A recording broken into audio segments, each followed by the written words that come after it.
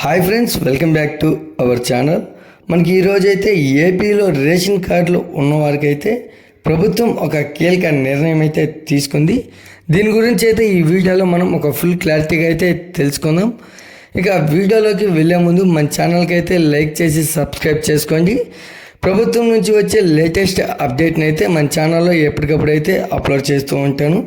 ఇక వీడియోలోకి వెళ్తే ఆంధ్రప్రదేశ్ ప్రభుత్వం ప్రజా పంపిణీ వ్యవస్థలో కీలకమైన రేషన్ షాపులపై ఫోకస్ అయితే పెట్టింది. అయితే ప్రజలకు ఎలాంటి ఇబ్బందులు లేకుండా ప్రతి నెల రేషన్ అందేలా చర్యలు అయితే తీసుకుంటుంది. అయితే ప్రభుత్వం రాష్ట్ర వ్యాప్తంగా 2774 కొత్త రేషన్ షాపులు ఏర్పాటు చేయనున్న సంగతి తెలిసిందే. అయితే కొన్ని రేషన్ షాపుల్లో ఇన్ఛార్జీలు అయితే ఉన్నారు. అయితే త్వరలోనే వారి స్థానంలో డీలర్లను నియమించనున్నారు. అయితే చౌక ధరల దుకాణాలు, రేషనలైజేషన్, కొత్త షాపుల ఏర్పాటు మరియు డీలర్ల నియామకాలకు సంబంధించిన పౌర సరఫరాల శాఖ కమిషనర్ మార్గదర్శకాలను అయితే విడుదల చేశారు. అయితే మనకు రాష్ట్ర వ్యాప్తంగా మొత్తం 29,295 రేషన్ షాపులు అయితే ఉన్నాయి. అయితే వీటి ద్వారా మొత్తం 1,48,43,671 మందికి అయితే ప్రతి నెల బియ్యం మరియు ఇతర నిత్యావసరాల పంపిణీ అయితే జరుగుతుంది. అయితే కొంతమంది డీలర్లకు ఎక్కువ కార్డులు ఉండటంతో లాభాలు పెరిగాయి. అయితే మరికొందరు డీలర్లు తక్కువ కార్డులు ఉండటంతో షాపు నిర్వహణ కష్టంగా అయితే మారింది. అయితే అందుకే డీలర్ల ఆర్థిక ఇబ్బందుల్ని గమనించిన ప్రభుత్వం ప్రజా పంపిణీ వ్యవస్థను గాడిలో పెట్టేందుకైతే సిద్ధమైంది.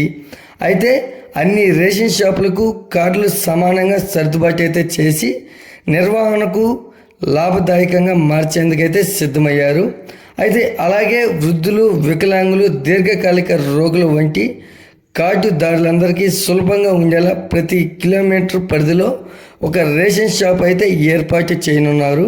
వారు రేషన్ కార్డు తెచ్చుకోవడానికి ఉందంటున్నారు.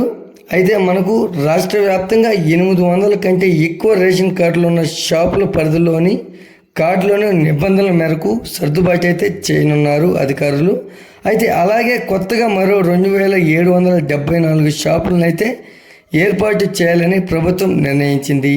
అయితే గ్రామీణ ప్రాంతాల్లో ఉన్న రేషన్ షాపులకు 400 నుంచి 450 కార్డులు, అదే పట్టణాల్లో 500 నుంచి 550 కార్డులు, నగరాల్లో 600 నుంచి 650 కార్డుల చొప్పున కేటాయించాలని అయితే నిర్ణయం తీసుకున్నారు. అయితే అదే గ్రామ పంచాయతీలో కనీసం ఒక రేషన్ షాపు ఏర్పాటు చేస్తారు. అయితే వీటిలో కూడా 600 కంటే ఎక్కువ కార్డులు ఉన్న పెద్ద పంచాయతీల్లో 2 షాపులను అయితే ఏర్పాటు చేసి కార్డులను సమానంగా కేటాయిస్తారు.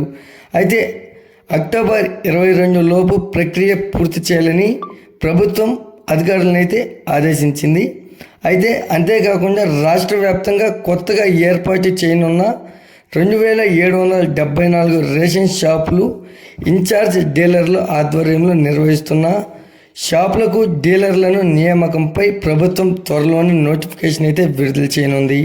అయితే రాత పరీక్ష, ఇంటర్వ్యూల ద్వారా డీలర్ల నియామక ప్రక్రియ అయితే ఉంటుందని ప్రభుత్వం తెలిపింది. అయితే కొత్త రేషన్ షాపులతో డీలర్లకు అన్యాయం జరుగుతుందని రాష్ట్ర డీలర్స్ వెల్ఫేర్ అసోసియేషన్ అయితే చెబుతుంది. అయితే జీవో 10ను అమలు చేయవద్దని కోరుతున్నారు. అయితే కొన్ని అంశాలను తెరపైకి తీసుకొచ్చారు. ఈ వీడియో కనుక నచ్చినట్లయితే లైక్ చేసి సబ్స్క్రైబ్ చేసుకోండి. మరొక లేటెస్ట్ అప్డేట్తో మీ ముందుకు తీసుకొస్తాను.